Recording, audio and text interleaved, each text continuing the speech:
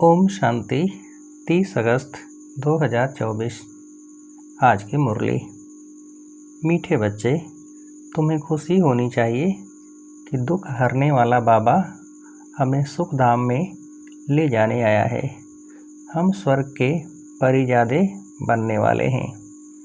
प्रश्न: बच्चों की किस स्थिति को देखते हुए बाप को चिंता नहीं होती? क्यों? उत्तर: कोई बच्चे फर्स्ट क्लास खुशबूदार फूल हैं, कोई में जरा भी खुशबू नहीं है, कोई की अवस्था बहुत अच्छी रहती, कोई माया के तूफानों से हार खा लेते। ये सब देखते हुए भी बाप को चिंता नहीं होती, क्योंकि बाप जानते हैं यह सतयुग की राजधानी स्थापन हो रही है। फिर भी बाप शिक्षा देते हैं, बच्चे जितना हो सके याद में रहो, माया के तूफानों से डरो नहीं। ओम शांति। मीठे से मीठा बेहद का बाप मीठे मीठे बच्चों को बैठ समझाते हैं। यह तो समझते हो ना, बहुत मीठा मीठा बाप है। फिर शिक्षा देने वाला टीचर भी बहुत मीठा मीठा है। यहाँ तुम जब बैठते हो तो यह याद होना चाहिए, बहुत मीठा मीठा बाबा है, उनसे स्वर्ग का वर्षा मिलना है। यहाँ तो वेश्यालय में बैठे हो, कितना मीठा बाप है, वह खुशी दिल में होनी चाहिए। बाप हमको आधा कल्प सुख धाम ले जाने वाला है, दुख हरने वाला है। एक तो ऐसा बाबा है, फिर बाबा टीचर भी बनते हैं, हमको सारे सृष्टि चक्र का राज समझाते हैं, जो और कोई नहीं समझा सकते। यह चक्र कैसे फिरता है, 84 जन्म कैसे पास होते हैं, यह सारा चपटी में समझाते हैं। फिर साथ में भी ले जाएंगे। यहाँ तो रहना नहीं है, सभी आत्माओं को साथ ले जाएंगे। बाकी थोड़े रोज हैं, कहा जाता है बहुत गई थोड़ी रही। बाकी थोड़ा समय है, इसलिए जल्दी जल्दी मुझे याद करो, तो तुम्हारे जन्म जन्मांतर के पापों का बोझा जो जमा है वह खलास हो। फल माया की युद्ध चलती है, तो मुझे याद करेंगे, वह याद करने से हटाएगी। यह भी बाबा बता देते हैं, इसलिए कभी विचार नहीं करना है। कितने भी संकल्प विकल्प तूफान आए, सारी रात संकल्पों में नींद फिट जाए तो भी डरना नहीं है, बहादुर रहना है। बाबा कह देते हैं ये आएंगे ज़रूर, स्वप्न भी आएंगे, इन सब बातों में डरना नहीं है। युद्ध का मैदान है ना, यह सब विनाश हो जाने हैं। तुम युद्ध करते हो माया को जीतने के लिए। बाकी इसमें कोई श्वास आदि बंद नहीं करना है। आत्मा जब शरीर में होती है तो श्वास चलता है, इसमें श्वास आदि बंद करने की भी कोशिश नहीं करनी है। हठ योग आदि में कितनी तकलीफ़ करते हैं, बाबा को अनुभव है, थोड़ा थोड़ा सीखते थे, परंतु फुर्सत भी होना। जैसे आजकल तुमको कहते हैं ज्ञान तो अच्छा है, परंतु फुर्सत कहाँ, इतने कारखाने हैं, यह है। तुमको बाप कहते हैं मीठे मीठे बच्चों, एक तो बाप को याद करो और चक्र याद करो, बस। क्या यह डिफ़िकल्ट है? सतयुग त्रेता में इन्हों का राज्य था, फिर इस्लामी बौद्धि आदि की वृद्धि होती गई। वह अपने धर्म को भूल गए, अपने को देवी देवता कह न सके, क्योंकि अपवित्र बन पड़े। देवताएं तो पवित्र थे। ड्रामा के प्लान अनुसार फिर वह हिंदू कहलाने लग पड़ते हैं। वास्तव में हिंदू धर्म तो है नहीं, हिंदुस्तान तो नाम बाद में पड़ा है, असली नाम भारत है। कहते हैं भारत माताओं की जय। हिंदुस्तान की माताएं थोड़े ही कहते हैं, भारत में ही इन देवताओं का राज्य था, भारत की ही महिमा करते हैं। तो बाप बच्चों को सिखला रहे हैं बाप को कैसे याद करना है। बाप आए ही हैं घर ले चलने के लिए, किसको? आत्माओं को। तुम जितना बाप को याद करते हो तुम उतना पवित्र बनते हो। पवित्र बनते जाएंगे तो फिर सज़ा भी नहीं खाएंगे। अगर सज़ाएं खाई तो पद कम हो जाएगा। इसलिए जितना याद करेंगे उतना विकर्म विनाश होते रहेंगे। बहुत बच्चे हैं जो याद कर नहीं सकते, तंग होकर छोड़ देते हैं, युद्ध करते नहीं हैं। ऐसे भी हैं। समझा जाता है राजधानी स्थापन होती है, नापास भी बहुत होंगे। गरीब प्रजा भी चाहिए ना। भल वहाँ दुख नहीं होता है, परंतु गरीब और साहूकार तो हर हालत में होंगे। यह है कलयुग। यहाँ साहूकार व गरीब दोनों दुख भोगते हैं, वहाँ दोनों सुखी रहते हैं। परंतु गरीब साहूकार की वासना तो रहेगी, दुख का नाम नहीं होगा। बाकी नंबरवार तो होते ही हैं, कोई रोग नहीं, आयु भी बड़ी होती है। इस दुख धाम को भूल जाते हैं। सतयुग में तुमको दुख याद भी नहीं होगा। दुख धाम और सुख धाम की याद भी अभी बाप दिलाते हैं। मनुष्य कहते हैं स्वर्ग था, परंतु कब था, कैसा था, कुछ नहीं जानते। लाखों वर्ष की बात तो कोई को भी याद आ न सके। बाप कहते हैं कल तुमको सुख था, कल फिर होगा। तो यहाँ बैठ फूलों को देखते हैं, यह अच्छा फूल है, यह इस प्रकार की मेहनत करते हैं। यह स्थैर्यम नहीं है, यह पत्थर बुद्धि है। बाप को कोई बात की चिंता नहीं रहती। हाँ, समझते हैं बच्चे जल्दी बढ़कर साहूकार हो जाए, पढ़ाना भी है। बच्चे तो बने हैं परंतु जल्दी बढ़कर होशियार हों, और वह भी कहाँ तक पढ़ते और पढ़ाते हैं, कैसे फूल हैं, यह बाप बैठ देखते हैं। क्योंकि यह है चैतन्य फूलों का बगीचा। फूलों को देखते भी कितनी खुशी होती है। बच्चे खुद भी समझते हैं बाबा स्वर्ग का वर्षा देते हैं। बाप को याद करते रहेंगे तो पाप कटते जाएंगे, नहीं तो सजा खाकर फिर पद पाएंगे। उसको कहा जाता है मानी और मोचरा। बाप को ऐसा याद करो जो जन्म जन्मांतर के पाप कट जाएं। चक्र को जानना भी है, चक्र फिरता रहता, कब बंद नहीं होता।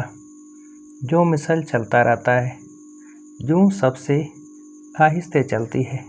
यह बेहद का ड्रामा भी बहुत आहिस्ते चलता है, टिक टिक होती रहती है। 5000 वर्ष में सेकंड मिनट्स कितने होते हैं, वह हिसाब भी बच्चों ने निकाल कर भेजा है।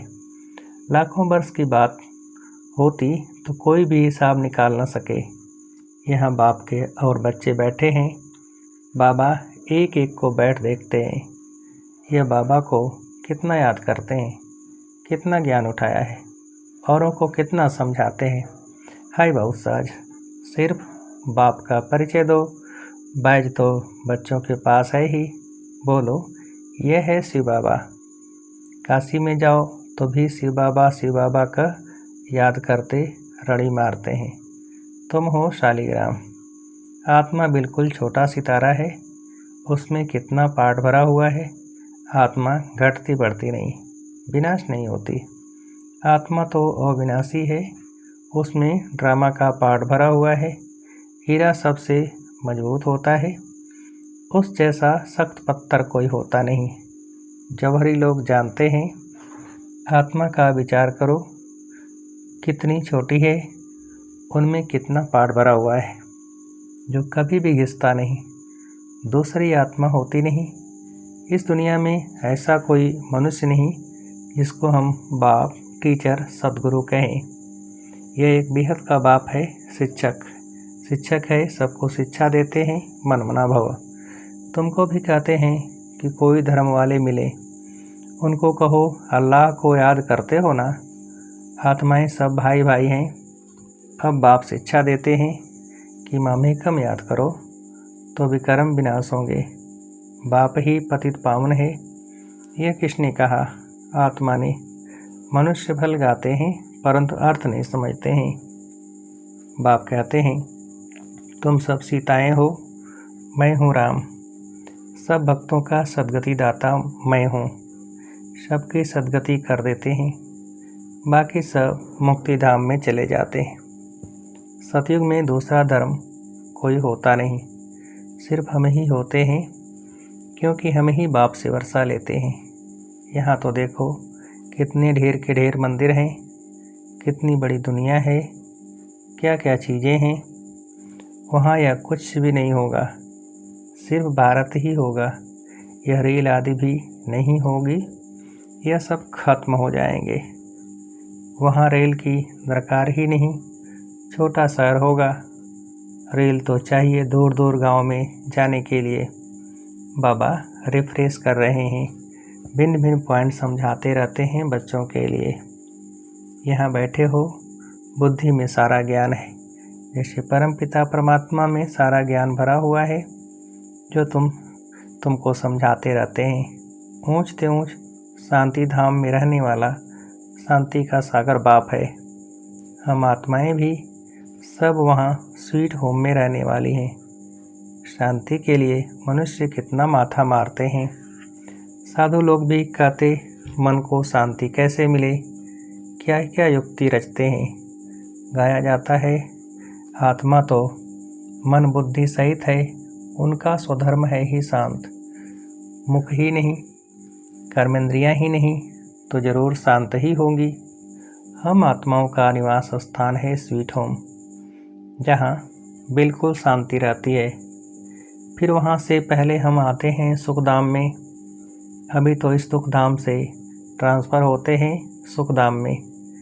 बाप पावन बना रहे हैं। कितनी बड़ी दुनिया है, इतने जंगल आदि कुछ भी वहाँ नहीं होंगे, इतनी पहाड़ियाँ आदि कुछ नहीं होंगी।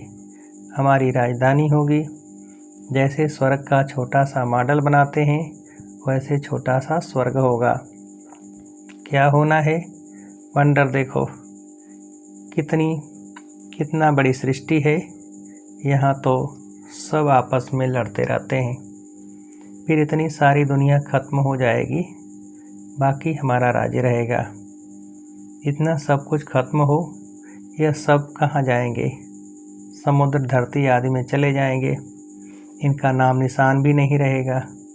समुद्र में जो चीज़ आ जाती है वह अंदर ही खत्म हो जाती है, सागर हप कर लेता है। तत्व में, मिट्टी मिट्टी में मिल जाती है। फिर दुनिया ही सतो प्रधान होती है। उस समय कहा जाता है नई सतो प्रधान प्रकृति।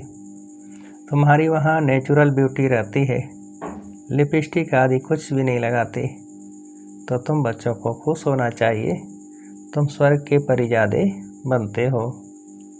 ज्ञान स्नान नहीं करेंगे तो तुम देवता बनेंगे नहीं, और कोई उपाय है नहीं।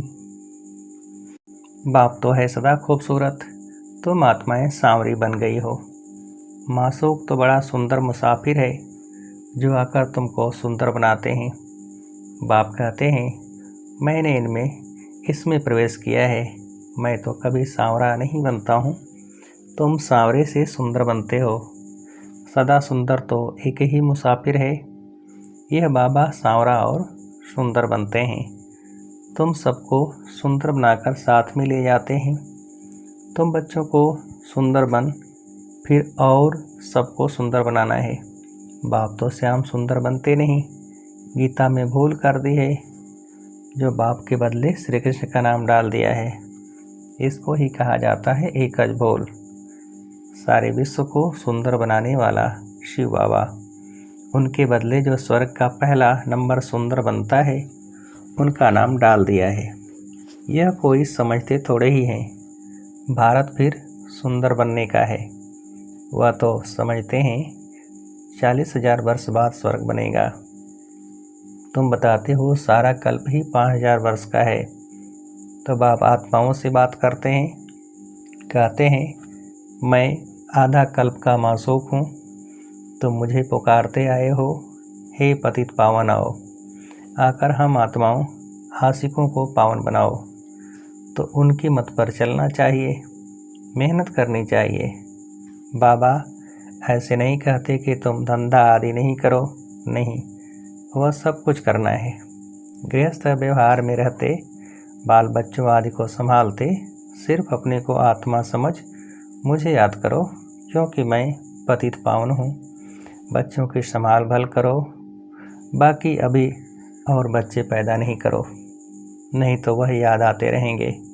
इन सब के होते हुए भी इनको भूल जाना है। जो कुछ तुम देखते हो यह सब खत्म हो जाने वाले हैं।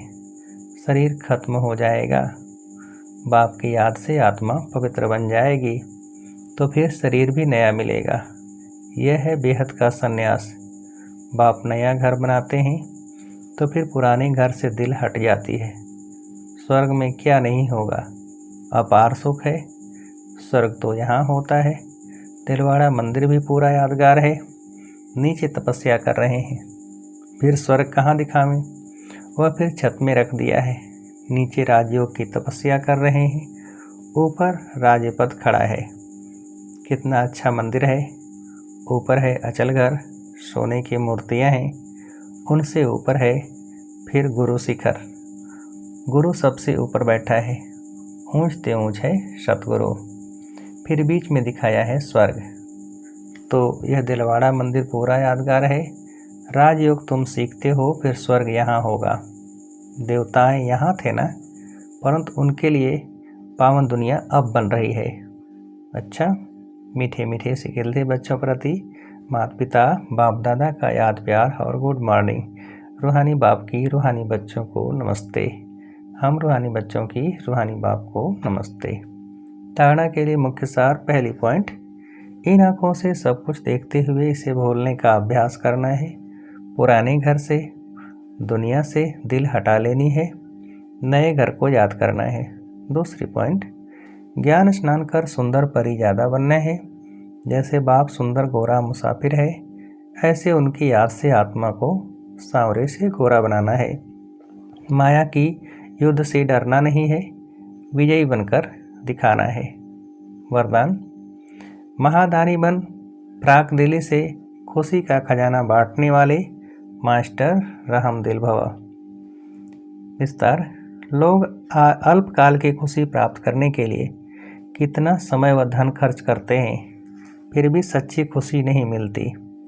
ऐसे आवश्यकता के समय आप आत्माओं को महादानी बन प्राक दिली से खुशी का दान देना है। इसके लिए रहम दिल का गुण इमर्ज करो। आपके जड़ चित्र वरदान दे रहे हैं और आप भी चैतन्य में रहम दिल बन बांटते जाओ, क्योंकि परवश आत्माएं हैं। कभी ये नहीं सोचो कि ये तो सुनने वाले ही नहीं हैं। आप रहम दिल बन देते जाओ, आपकी शुभ भावना उन्हों को फल अवश्य देगी। स्लोगन, योग की शक्ति द्वारा हर कर्मेंद्रिय को आर्डर में चलाने वाले ही स्वराज्य अधिकारी हैं। योग की शक्ति द्वारा हर कर्मेंद्रिय को आर्डर में चलाने वाले ही स्वराज्य अधिकारी हैं। अच्छा, ओम शांति।